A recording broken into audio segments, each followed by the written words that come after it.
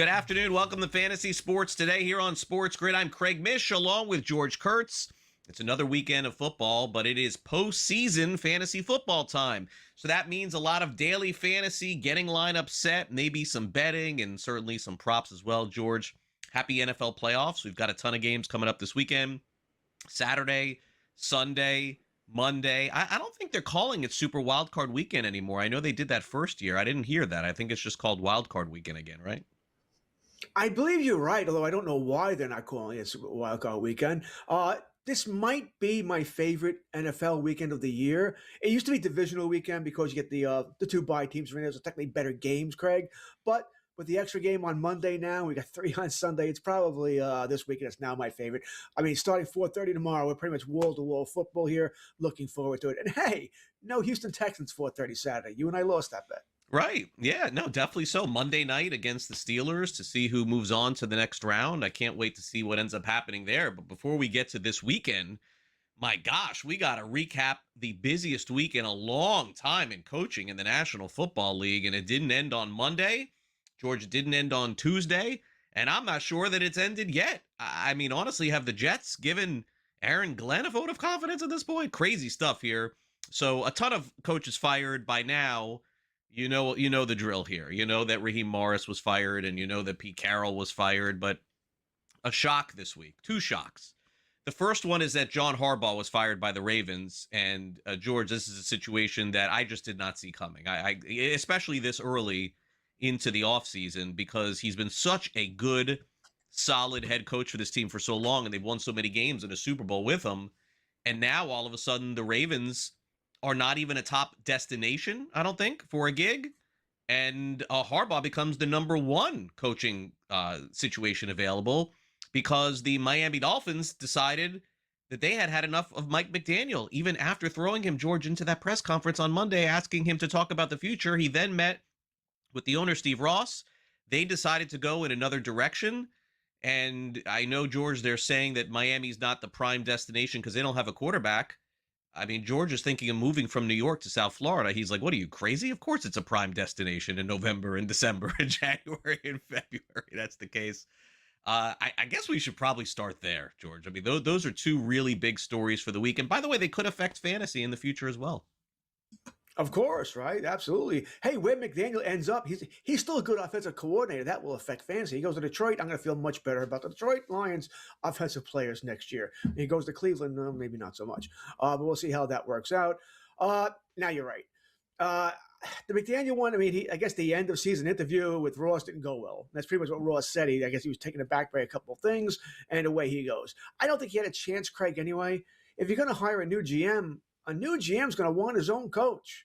So I don't know if McDaniel survives anyway there. And Troy Aikman was leading the search there, which I find, because I'm a Cowboy fan, I love Troy Aikman. What makes him qualified to help you with your I don't get that. But whatever, so we'll see how it works out there. But I am surprised because if you're going to hire Harbaugh, who has all the cachet in the world, right? He can go wherever he wants, do whatever he wants. Wouldn't he want to bring in his own GM? Just spitballing here.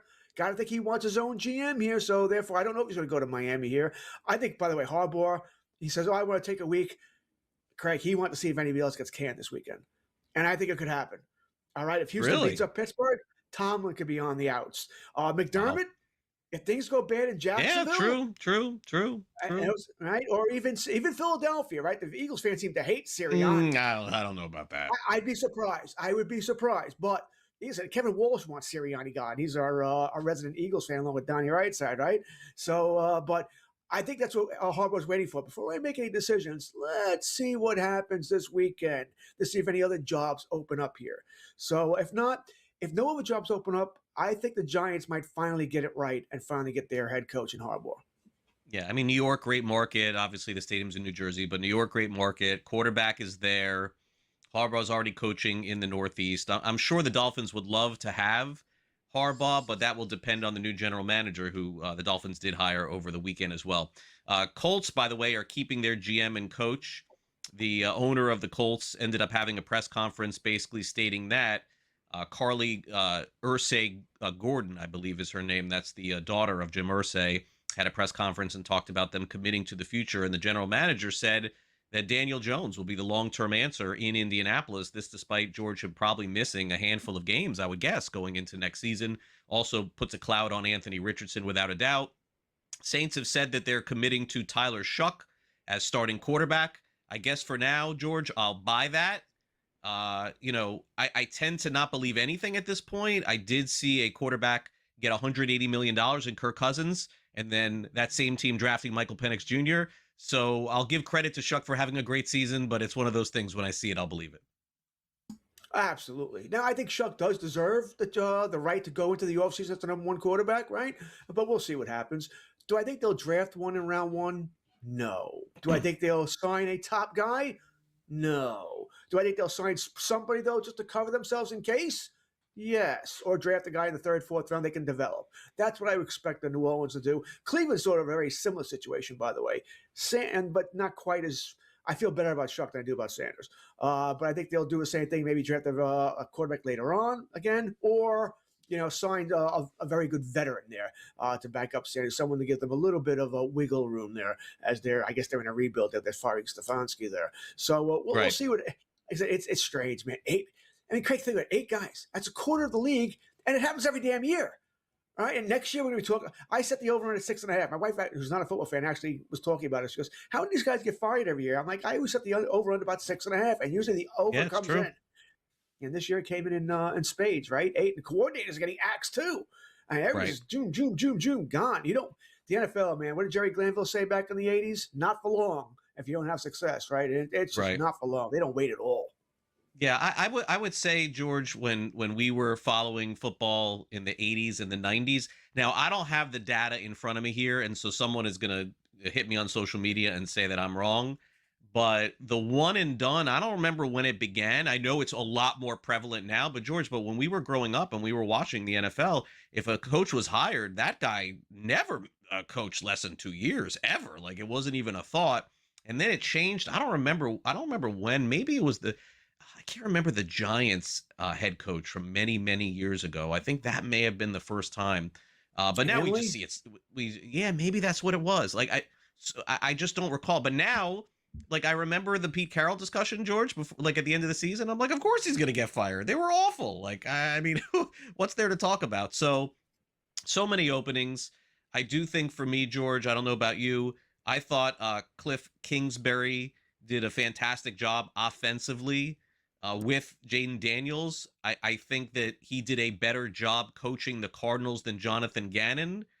I don't know if he can be a head coach in the league, George, but he and Brian Flores would be the offensive guy and the defensive guy. I think both of those guys will get jobs. Flores deserves a job, right? No doubt. But he's also suing the league. So what owner is going to sort of buck that? All right, but he deserves a job. His defense is fantastic, right? I think his last 7 games, he only gave up 2 touchdowns and 2 passing touchdowns. No one can figure it out. So he was fantastic, deserves a chance. I just don't know if anyone's going to go there, but they should. Instead of Lord, as I wish the Cowboys were, that's not going to happen. Kingsbury, Craig, I sort of think Kingsbury might have been a sort of a deal. Yeah, listen, I'd like to get out there and get another head coach. Feels like it, right? Yeah, because that wasn't his fault in Washington. Everybody was hurt. They were down to third-string quarterback. McLaurin was their top 2 wide receivers. Even their top tight end got hurt. Agreed. And they had no run. The running back got hurt in week 2. So I don't know if you can blame Kingsbury. I think he wants another shot at a head coaching job. Just don't know if anyone's going to be all that anxious to hire him. But he'll get at least another OC, so he'll be fine. Yeah, no, I mean, look, there's so many openings and so few capable coaches. I would guess he will get a chance. All right, Daily Fantasy, we're going to set some lineups for you for DraftKings this weekend. For those of you who are playing the weekend slate, Saturday and Sunday, we're going to help you out next. Stay on the grid with us. George and I will be right back.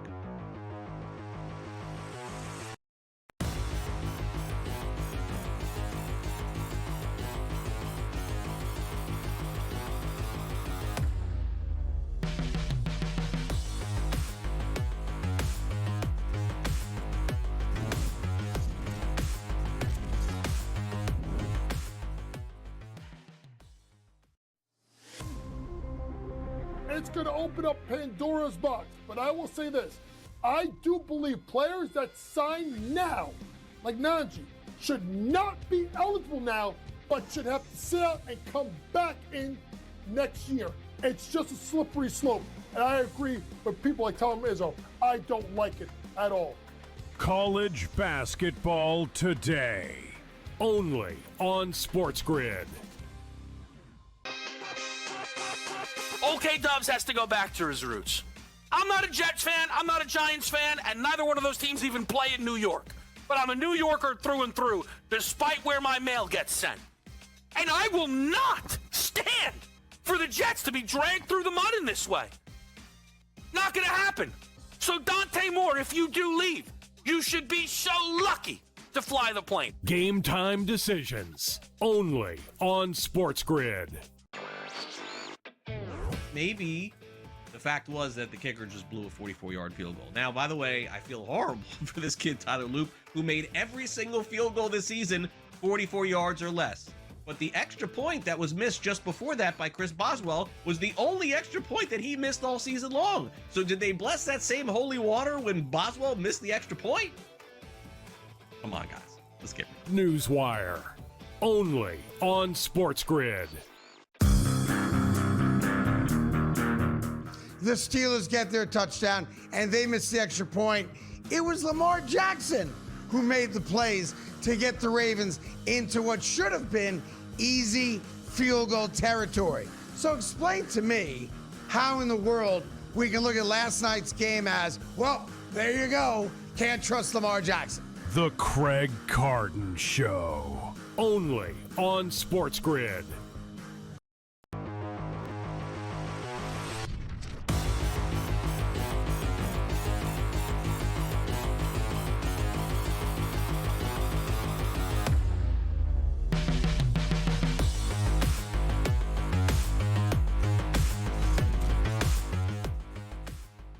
And welcome back to Fantasy Sports Today here on SportsGrid. Are you playing in a postseason fantasy football league? How about some daily fantasy? What fits you this weekend? George Kurtz, Craig Mish, we're here to help you out. In fact, George and I will be talking fantasy football all the way through the Super Bowl. Then we'll kick it over to some baseball talk.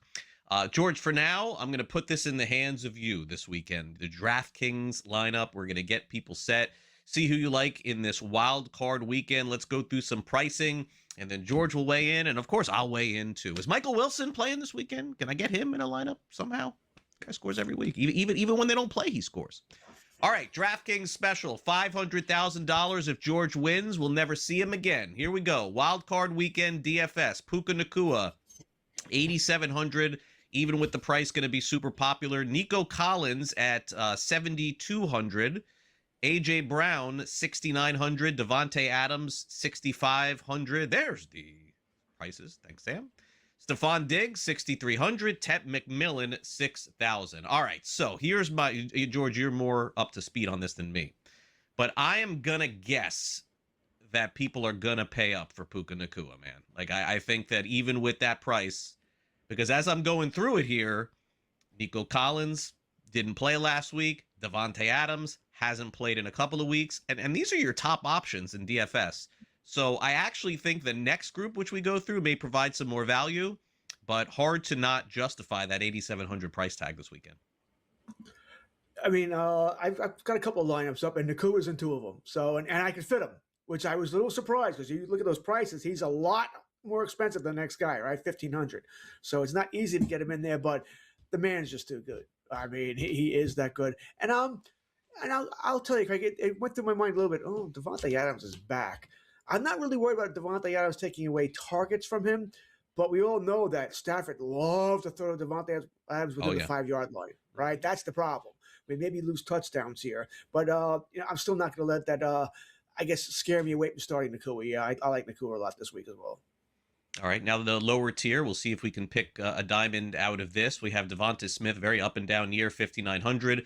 Rome Odunze will play for the Bears Saturday night, 5,800. Ladd McConkey, very disappointing season overall, 5,700. Jawan Jennings, boom or bust, George. Which is it this week? I don't know. Hey, Jacoby Myers, you and I both right about this guy. He's had a really, really nice end to the season, 5,500. And then DK Metcalf is back after a 2-game suspension. That is a Monday night game, really low game total in that game as well. Now, I think we're looking here, what teams do we want to pick on? I don't think San Fran can stop anybody, but the Philadelphia offense we know has been a problem all year long. But I certainly looked at Devonta Smith, looked at him hard here. I ended up going with A.J. Brown as one of my favorites here. I think they're going to try and get that offense working again here.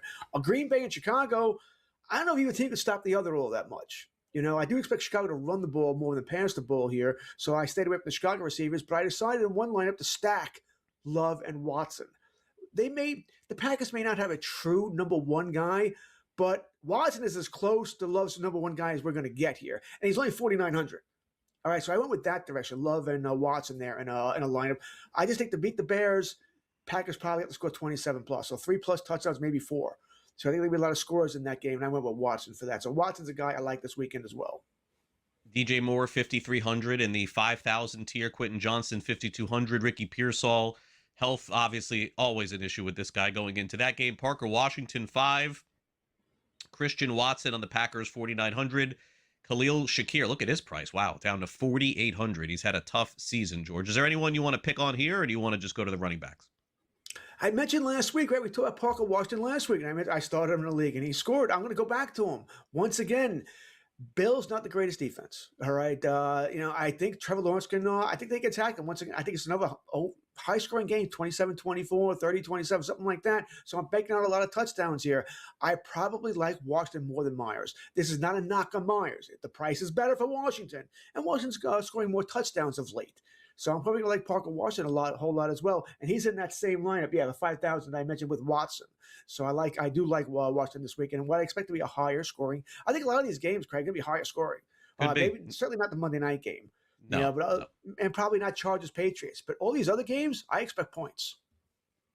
We've got running back position where Christian McCaffrey is coming off one of his toughest weeks of the season, honestly. 8,500 for the 49ers against Philadelphia. James Cooks had a fantastic year, and he basically had a week off last week, 7,400. Saquon Barkley is 7. Travis Etienne of the Jaguars, 6,600. Kyron Williams, 6,400. Josh Jacobs. I don't know, George. How can you play Josh Jacobs? I haven't seen anything out of this guy in a month. If you play Jacobs, you're taking a little bit of a chance here, but I think they got him ready for this game. That's what I expect. So I think Jacobs is going to be fine, and 6,300 is a nice price to put him in, so I don't mind it. McCaffrey, no. Philadelphia, I'm staying away from that price. Once again, I'll take Nakua for the overprice. I'm not taking McCaffrey for the overprice. Philadelphia's a good defense, and they're going to key on him. I don't mind James Cook. You can run on Jacksonville, so I think that's an option. Barkley, I'm fine with, although we know what the problem with Barkley is, and that's the tush push. If they do that, the 1 yard line, you're going to take away some chances here. Etienne, I love. You can run on Buffalo. I like Etienne. I can see a Jacksonville stack, by the way. You go Lawrence, you go Parker Washington, you go Etienne. Strange at tight end, I can see it. All other running backs, 6,000 and below. Marion Hampton, 6,200. Jalen Warren, certainly splitting time with Kenneth Gainwell. Both guys viable. Travion Henderson is 6,000 this week, but Ramondre Stevenson has been getting a lot of time again, so he's 5,800. DeAndre Swift, 5,700. Also, one name I want to bring out to you, George, not pictured here, lower than all these guys. I think some value here. Blake Corum of the Rams. I mean, why not Blake Corum in this game too? Every one of these guys, with the exception of Hampton, is, you got the handcuff, right? And actually, they're more than a handcuff. They're 1A and 1Bs. You want Henderson, you got to worry about Stevenson. You mentioned Corum and Kyron Williams here. DeAndre Swift and Mananjai. You can go with either guy here, but that's why they're a little cheaper, because you do have to worry about the, I don't want to call them the backups. I'm calling them the 1B. Is really what these guys are here. So I don't mind that at all here. I like Swift. I think they're going to try and run on Green Bay, keep the ball out of the Packers' offensive hand, because they know their defense isn't very good. So they're going to try and play ball control here. I like DeAndre Swift out of this group. All right, maybe somebody will pick the right tight end this week and win $500,000. We'll see if we can help you with that. Coming up next, you're watching Fantasy Sports Today.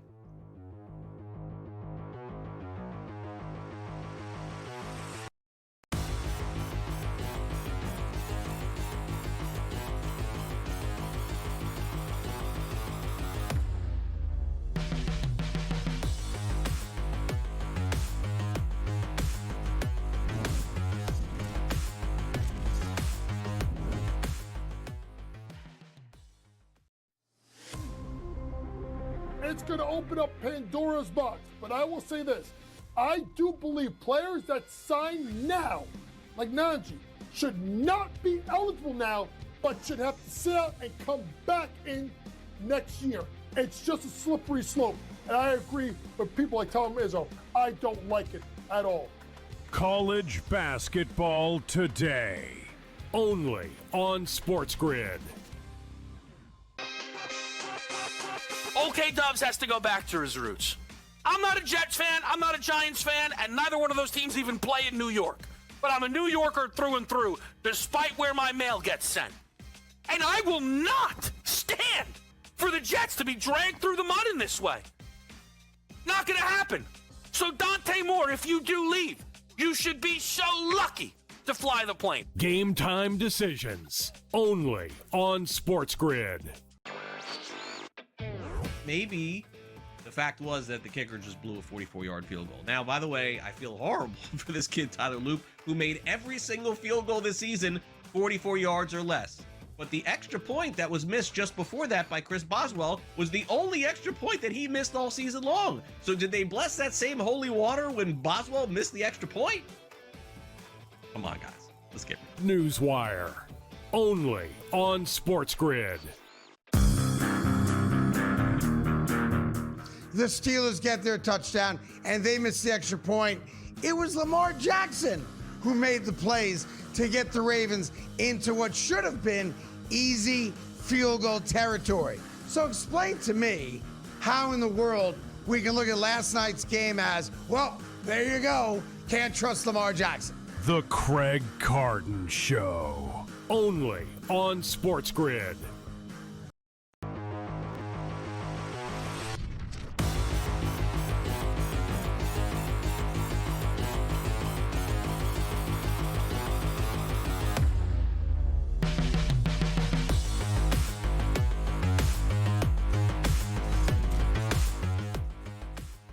Welcome back to Fantasy Sports Today here on SportsGrid. I'm Craig Mish along with George Kurtz. We're getting ready for Wildcard weekend in the National Football League. Don't forget to catch Joe Pisapia and Matt Stryker Sunday morning right before kickoff, and then our coverage begins all day long here on Sunday. I know, George, where I will be on Sunday. My son has baseball practice Saturday. We're getting out just before the games. Sunday, don't bother me. I'm going to be watching football on Sunday. All right, so I got a strong opinion on this position. So let's take a look at the tight end position in fantasy, and I'll go through the names, and then I'll tell you what I think. George Kittle, 6,200. Hunter Henry, 4,500. Loveland, obviously a name to circle. He was really good for the Bears last week, 4,400. Goddard's been pretty solid, but very boomer bust, 4,200. And then there's the zero trust factor from after Goddard, I think. Schultz, Strange, Kincaid, who, by the way, is going to play. Colby Parkinson, Pat Freiermuth, flip your coin on him. Oronde Gadsden II. So, George, here's my thing. How could, and again, I'm not a pay-up guy. I think this is a pay-up day for George Kittle.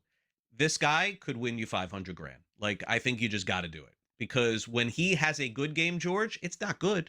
It's amazing. George Kittle does not have middle ground games. He doesn't catch 5 balls for 60 yards. Have you ever noticed this? It's 8 for 119 and 2 touchdowns, or 1 for 5. I will take my shot. I have to have Kittle in a lineup this week. And by the way, I got another thing for you. If the 49ers are going to win this game this week, guess who's going to have 8 catches for 119 yards and 2 touchdowns? It's going to be George Kittle. You're on mute there, by the way, George. If the 49ers do well this week, I'm probably not going to do well because I'm going to assume this is playoffs. This is how I'm going to assume Philadelphia's defense shows up. I don't think this is a high-scoring game. I think Philadelphia does win the game, but I think it's low-scoring. Yeah, I think it's something like 21-17. I agree. So Kittle's going to have to do all that damage. Well, he could. Well, Kittle could go 6 for 82 and a touchdown and still deliver probably more than anybody on that list. I don't know. I just think that he is far and above everybody else on the list. Now, he also could put a 0 up for you, George, 100%. So my advice is do 2 lineups. But if I'm going to do more than 1, he's in it. Oh, I don't blame it. My problem is this. You do that, you're going to have to take down something else, right? So it's hard to get go really low. That's my issue here. I think there are 3 tight. Can we put that list back up again, Sam? I think there were 3 tight ends that here I would go be ahead. interested Sorry about that. where you can save money on.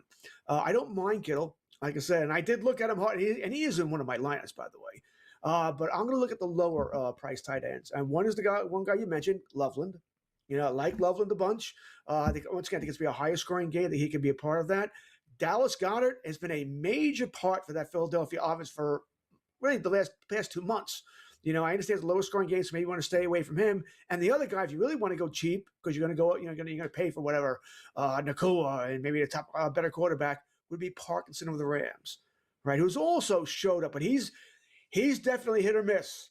He's Right. the guy who I'd be worried, I might get 0 or I might get 15, 20.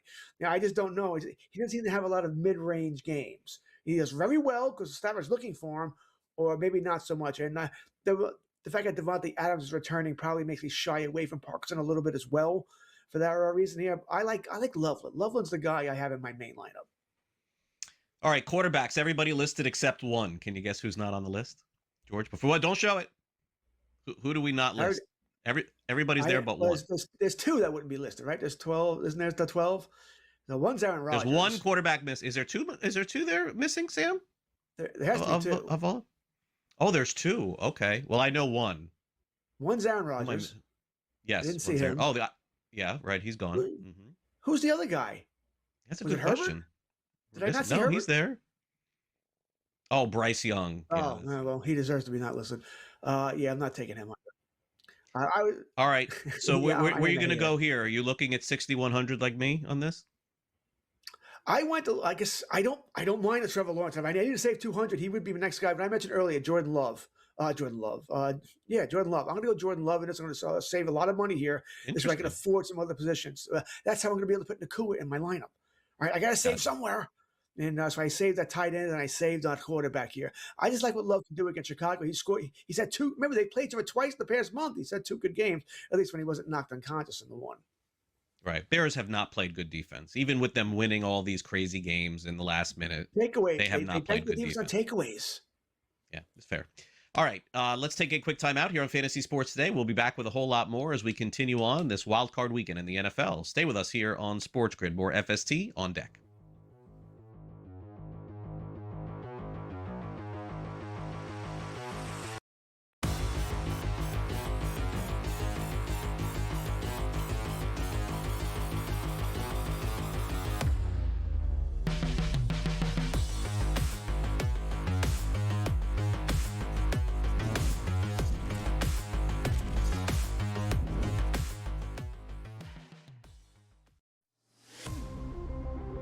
It's going to open up Pandora's box. But I will say this.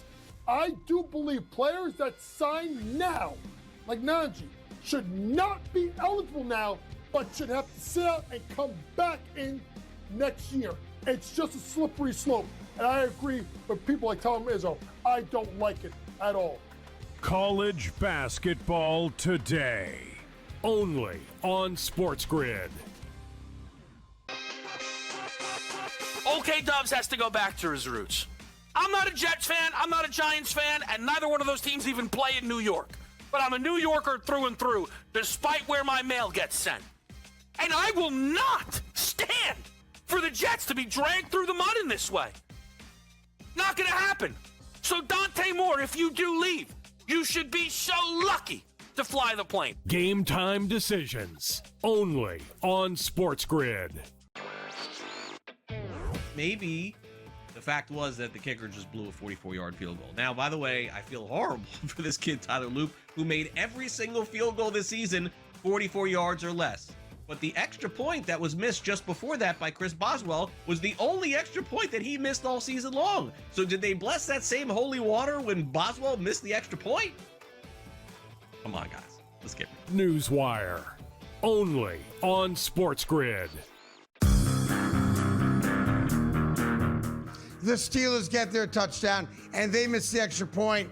It was Lamar Jackson who made the plays to get the Ravens into what should have been easy field goal territory. So explain to me how in the world we can look at last night's game as, well, there you go, can't trust Lamar Jackson. The Craig Carden Show. Only on SportsGrid.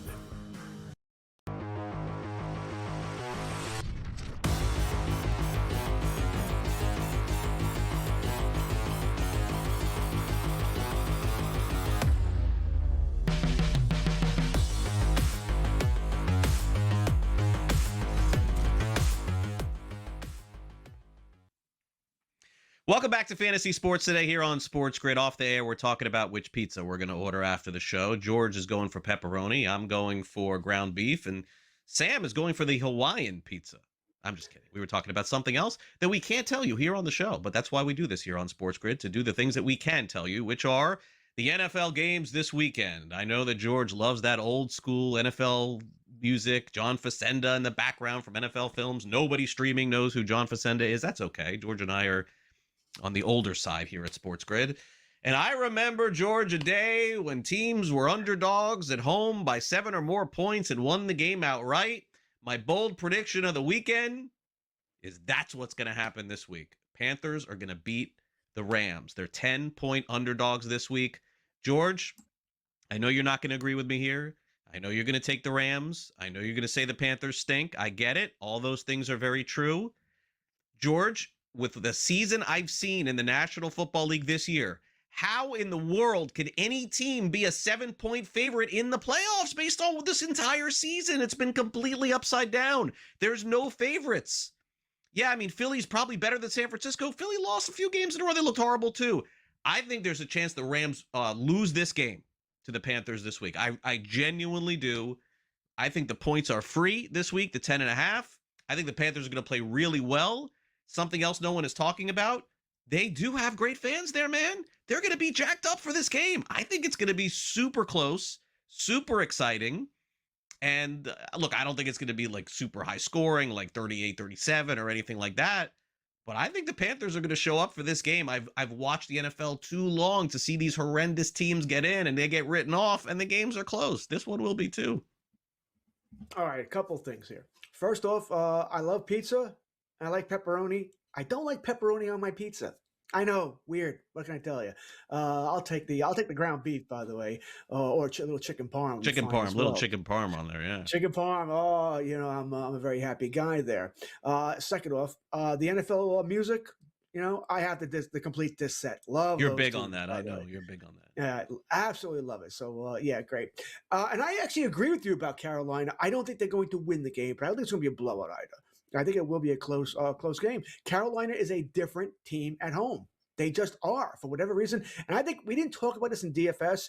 I think McMillan is going to give the Ram cornerbacks problems. Big, tall guy, and they don't do well against that type here. So I think as long as Young has time, which I don't know if he'll have, but as long as he can get some time here, I think he'll have some success there. But they got to be able to run the ball with Dowdle and Hubbard. So I do think it's going to be a closer game. So I would certainly take the points here, but I think the Rams are going to win. Packers and Bears seems tough to call, George, as I've said all week long. I think my only indication on the winner of this one is the way the point spread was set. Because if you would have told me going into the week, what is the line Saturday night between the Packers and Bears, I would have said, well, the odds makers will tell us that the teams are even, so the Bears will be 2-point favorites at home. George, they made the Packers favorite in this game. So, I mean, I am very concerned for the Bears, to be honest with you, going into this one. You said it, Jordan Love. I think the Packers probably have just been playing things coy the last few weeks. And it's been a charmed season for Chicago. Maybe it continues Saturday night, but I don't think so. If it was in Green Bay, I'd have no doubt about Green Bay. But it is in Chicago. I do give them, once again, a chance. I probably give them a bigger chance than Carolina against the Rams, which let you know, once again, I think it's going to be a close game. My problem is this. It's really more on the defenses. The Green Bay defense has not been the same since Micah went out. Which, of course, that makes sense, right? One of the best players out, you're gonna struggle somewhat. Chicago's defense is based on getting turnovers. If they can't get fumbles, they can't get interceptions, that defense is not good. So Green Bay should score points here. I think Chicago's going to run the ball all day, including with Caleb Williams here. I think it's going to be a higher scoring game, 27-24, just like the first two games. I think it's going to be fun. We're going to enjoy. We're going to have a good time here. It's on Amazon Prime, right, on Saturday night. So I think it's going to be a fun time there. I lean towards Green Bay. They have the experience there. I also wonder, Chicago, do you want to, Craig, with teams that are on the way up, right? Chicago's on the way up, but don't they always seem to have problems in that first playoff game? Like they have to learn how to lose first before they can win. True. I sort of feel that way as also. Could be the case. All right. I'm very jaded with this next one. As you know, as anybody who's watched this show all season long knows, I took the Jaguars to get to the Super Bowl. So I'm not going to jump off that right now. My crazy bold prediction at the beginning of the season is a few games away from happening.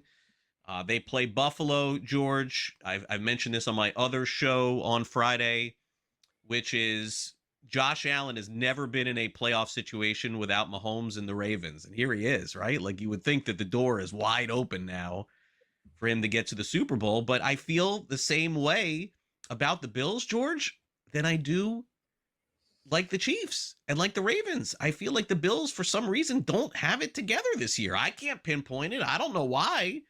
But every time I think, oh, here's the Bills going to go. They're going to go and win their 13 games. It just never happened for them this year. Do you think it starts this week? You know, when you mentioned the Mahomes thing, right? And it's funny when you look at who Allen has been eliminated by in the playoffs. Mahomes, Burrow, Mahomes. That's the way it works. It's always a top quarterback here. Right. I think we're going to add Lawrence to that list. All right. I do like Jacksonville to win this week. I love Josh Allen, and I guess if there ever was a year, this would be the year because Mahomes, Burrow, Jackson are all out, but you don't have the team. You just don't have the team. All right. It's Allen. Very strange team. And Cook. Right? It's Allen and Cook. That's it. As long as the Jaguars don't let those guys beat them or don't turn the ball over, don't give them short fields. As long as you don't do that, I think Jaguars have success here. And I kind of like your Super Bowl pick. I've been saying it for a while now. I think it's going to come out of the AFC South. I do think it's coming from the AFC South. So it's not your Jaguars. It might be your Texans. Yeah, I was laughed at the beginning of the season, but now Adam Kaplan's going to end up having to buy me a dinner. All right, 49ers, Eagles, I think we see this the same way. I'm really concerned for San Francisco. I don't know. I think that they had that nice run.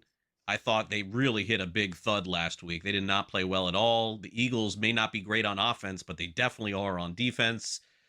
The line went up. This is the biggest line move of the week, George. In the playoffs, you don't see more than a point, and this definitely went up a full point for in favor of the Eagles. So I don't know that I'm riding that necessarily, but you mentioned it earlier, which is a really good point. This could be a low-scoring game. This could be a struggle. The Eagles, as I've talked about all season long, George, you tell me, is it a good first half they have this week, or is it a good second half? Because they never have two good halves. You and I do see this the same, by the way. All right, we're both on Philadelphia. I think they win the game here. I don't think it's even all that much of a problem. I think San Fran just run out of gas. I give San Fran kind of a lot of credit last week, Craig, against Seattle when they played for the division. The defense showed up and played well enough to win, but the offense just went kaput here. I don't know if they can do that 2 weeks in a row. I just don't know if they can do 2 weeks in a row where they can keep Philadelphia down here. I like the Eagles. I think they move on here. I took them earlier in the week. By the way, you mentioned a point. Now, I don't know what your spread is in Florida here. Here, it went up 2 points. I got it 3.5. It's 5.5 now. Yeah. So it's down gone 4.5 up here. Everyone's on Team Green here. So, hey, maybe that means San Fran has a chance here, but we're both on the Eagles. Yeah, it sounds like they're IP mapping up north there on the bets. That's no fair, but they can do that if they want. Chargers, Patriots, a game I have no feel for, George. I'm just going to turn this one over to you. Line tells me this is a close game. Someone kicks a field goal in the end. Listen, I like the Patriots. I think the Chargers offensive line, who they've done a magnificent job of really, I guess, covering for it, it's just not there. Hampton's banged up as well. Herbert gets the extra week, which I think will help here. So good for that. But I like the Patriots in this game here. I think they got the right draw. All right, I think the Chargers might be the weakest team other than the Pittsburgh Steelers in this first round. Texans and Steelers feels to me, again, like another game that comes down to the end. I would have to take a playoff game at home on a Monday night. I have to take those points, but I think that the Texans may win, George, by 1 point. Like, I think it's going to be that close. I don't know if the Steelers scoring a point. I don't know. That defense is that good on Houston. I think it's going to be very tough for them here. Once really again, I love defensive. the props with Kenneth Gainwell catching the ball in the backfield. Yes. Short passes, it's what Pittsburgh does. So we'll take that prop. I think it's going to be pretty high at 5.5, but I'll take that prop. I like Houston, by the way. I mentioned if it's not Jacksonville, I think it's Houston going to the Super Bowl here. I like Jacksonville a little bit more because they're a better overall team. All right, we'll be right back. Buy or sell next.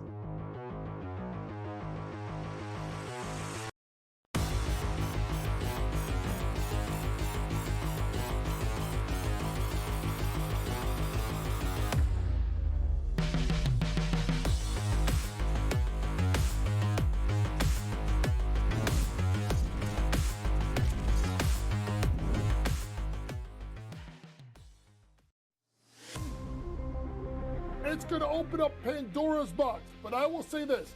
I do believe players that sign now, like Najee, should not be eligible now, but should have to sit out and come back in next year. It's just a slippery slope. And I agree with people like Tom Izzo. I don't like it at all. College basketball today. Only on SportsGrid. Okay, Dubs has to go back to his roots. I'm not a Jets fan, I'm not a Giants fan, and neither one of those teams even play in New York. But I'm a New Yorker through and through, despite where my mail gets sent. And I will not stand for the Jets to be dragged through the mud in this way. Not gonna happen. So Dante Moore, if you do leave, you should be so lucky to fly the plane. Game time decisions. Only on SportsGrid. Maybe the fact was that the kicker just blew a 44-yard field goal. Now, by the way, I feel horrible for this kid, Tyler Loop, who made every single field goal this season 44 yards or less. But the extra point that was missed just before that by Chris Boswell was the only extra point that he missed all season long. So did they bless that same holy water when Boswell missed the extra point? Come on, guys. Let's get it. Newswire. Only on SportsGrid. The Steelers get their touchdown, and they miss the extra point. It was Lamar Jackson who made the plays to get the Ravens into what should have been easy field goal territory. So explain to me how in the world we can look at last night's game as, well, there you go, can't trust Lamar Jackson. The Craig Carton Show. Only on SportsGrid.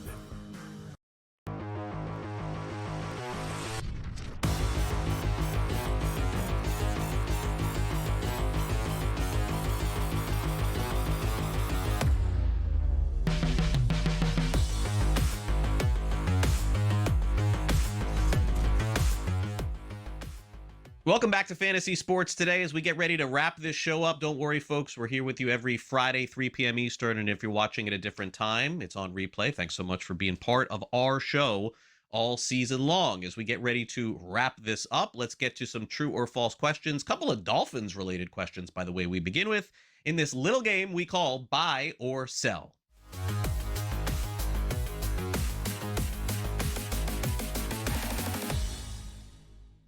Seems like the news is very fresh, and it's not really fair to assume that regardless of what the reports say, that Mike McDaniel would immediately pivot over from head coach to offensive coordinator of the Lions, but that's the report that's percolating out there, George. Buy or sell Mike McDaniel as the Lions offensive coordinator, if this happens, we should say, by the way. We already got him in a Lions shirt. That's kind of crazy. Makes Jahmyr Gibbs next year's first overall pick in fantasy football if this happens.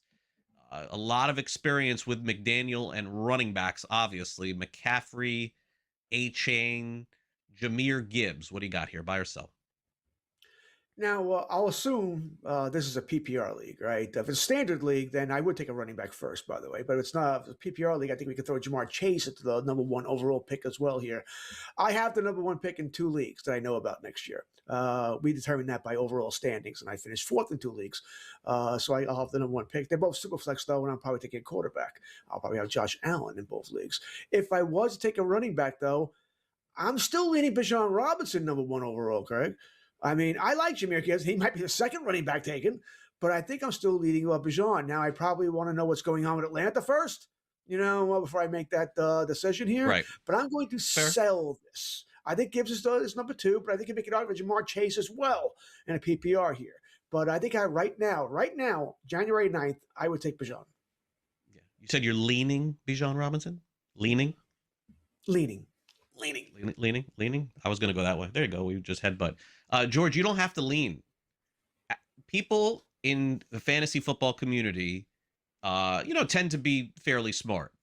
But the novice community, all they remember is the end of the season. George, the last game of Bijan Robinson's season cemented him as the first overall pick in fantasy football. It will not be close.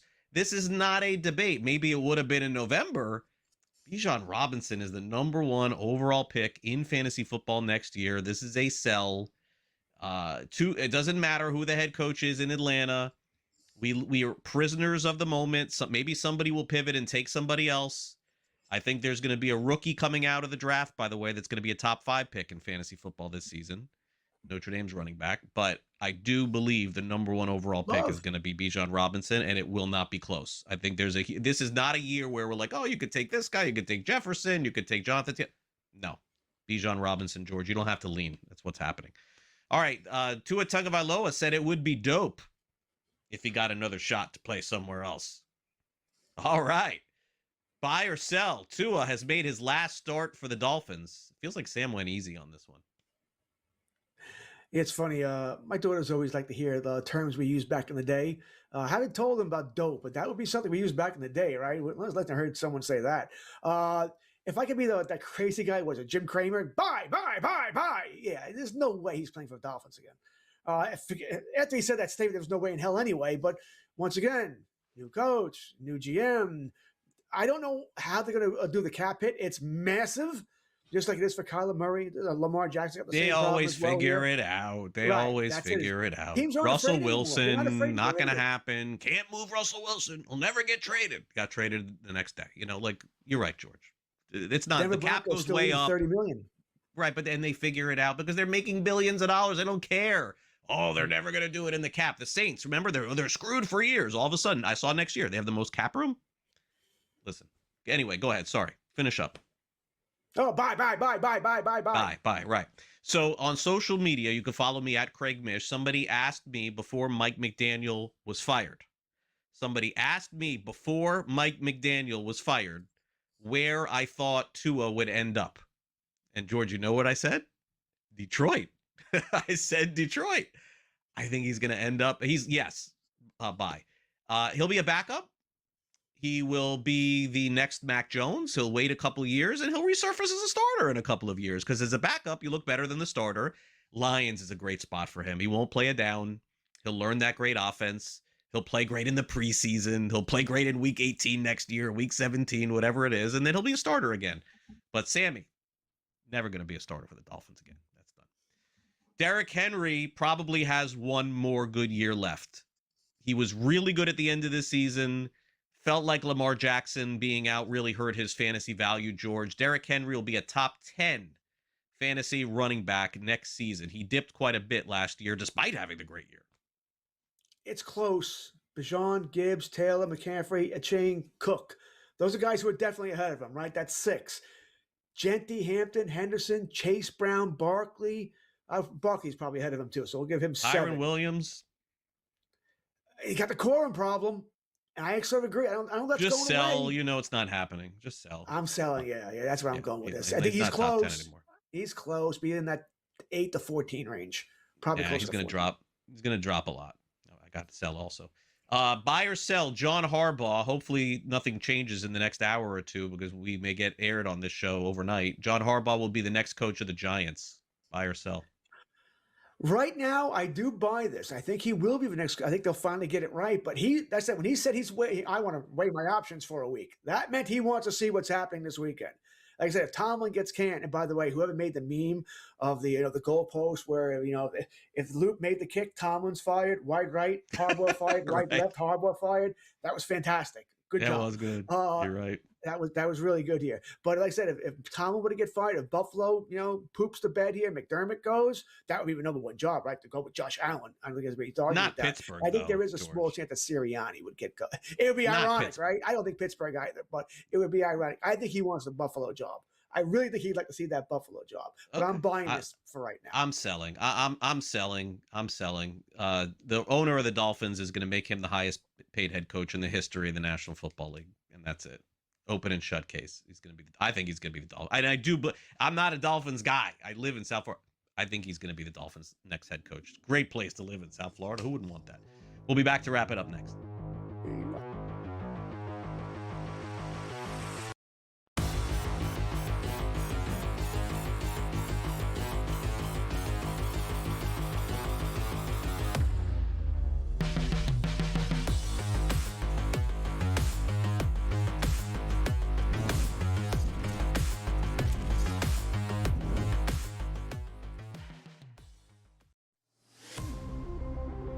It's going to open up Pandora's box. But I will say this.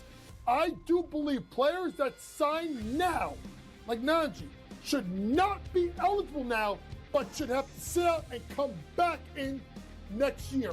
It's just a slippery slope. And I agree with people like Tom Izzo. I don't like it at all. College basketball today. Only on SportsGrid.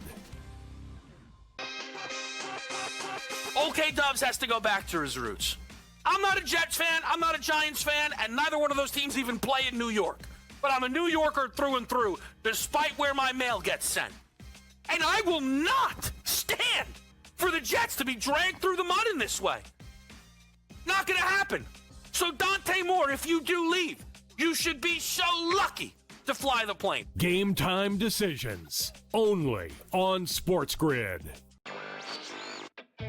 Maybe the fact was that the kicker just blew a 44-yard field goal. Now, by the way, I feel horrible for this kid, Tyler Loop, who made every single field goal this season 44 yards or less. But the extra point that was missed just before that by Chris Boswell was the only extra point that he missed all season long. So did they bless that same holy water when Boswell missed the extra point? Come on, guys. Let's get it. Newswire. Only on SportsGrid. The Steelers get their touchdown, and they miss the extra point. It was Lamar Jackson who made the plays to get the Ravens into what should have been easy field goal territory. So explain to me how in the world we can look at last night's game as, well, there you go, can't trust Lamar Jackson. The Craig Carton Show. Only on SportsGrid.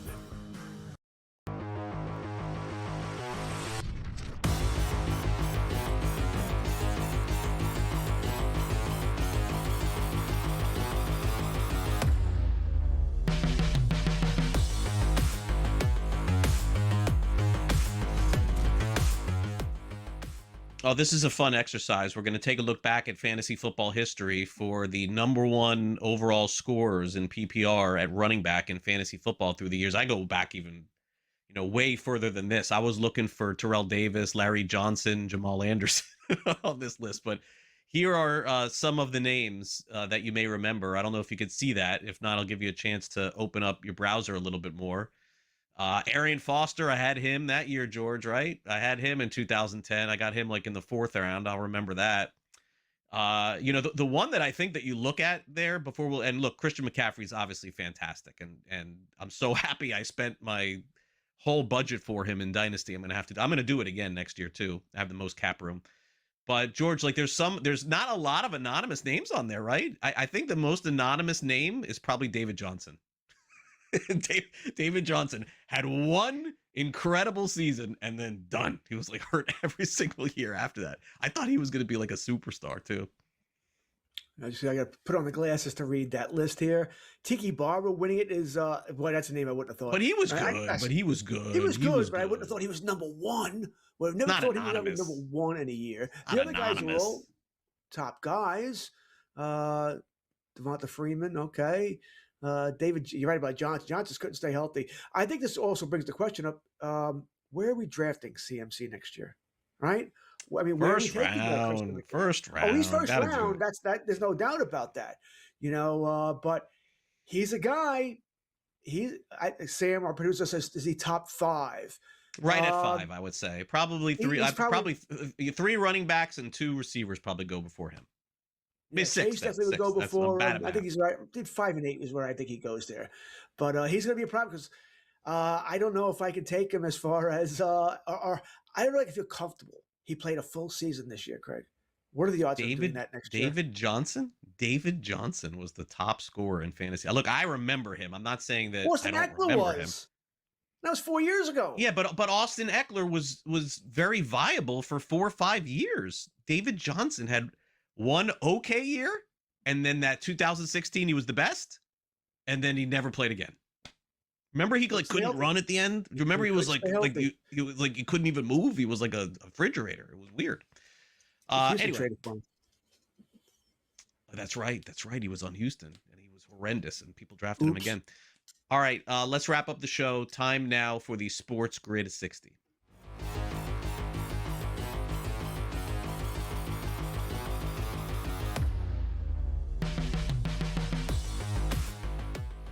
All right. We talked about this a little bit before the show. Yeah, hey, football is for, it's playoffs, but for the most part, some ways I'm on to baseball already. I've already done mock baseball drafts. Pretty much what I do. Football ends, I'm right on to baseball. All right, we start the mock drafts just so I get just figure things out where guys are going to go here. And listening to Rob Manfred this week, I mean, this guy annoys me. I mean, he's not a baseball guy. He wants to do a split season. What are we going back to a 1981 strike? All right, we're going to have half the teams in, half the teams out. Really? Is this what we're doing? It was 83 strike, whatever it was. We're going to do that here. He wants to do an in-season tournament? Yeah, because that's done so well in the NBA. And how does that work, by the way?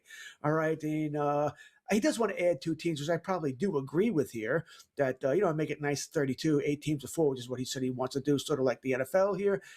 But he doesn't want to put the teams in the same, like the Yankees and Mets wouldn't be in the same division. White Sox, Cubs, not the same division. Angels, Dodgers, not the same division. Probably good for the Angels. I don't know if I agree with that or not. I don't know if the teams should be in the same division. It'd be, I guess, more fun to see them, 12, 13 times a year. But the bottom line is this. Manfred, stop. Please stop. I think he said he's going to retire in 2029. I am counting down the days, and we're all going to hate this man next year anyway when he's a mouthpiece for the owners during the lockout. College football's playoffs have been great. We've seen some fantastic games pretty much across the board. I thought in watching Miami play Mississippi, that was as good as a game as you're going to get. I don't know if many of you are paying attention to this, but you probably don't. But the buy-in price was under $50 to get into that game in Glendale, Arizona semifinal. And then the Friday night game in the Peach Bowl, very similar. So the reason why is obviously because teams travel across the country, and so the fans have to travel across the country. And if they already went to the first game, it's hard to go to the second game as well. But that will not be a problem for the national championship game because the University of Miami will be playing in that. And in case you're wondering, this is going to be the hottest ticket probably in South Florida's football history, over $1,000 minimum a ticket, because now in the big city town that I live in Miami, everybody thinks that they're a Hurricanes fan are going to go to the game. That'll do it for the show. Enjoy your fantasy football weekend. For our producer Sam and my co-host George Kurtz, I'm Craig Mish. We'll see you back here next week for our next edition of Fantasy Sports Today.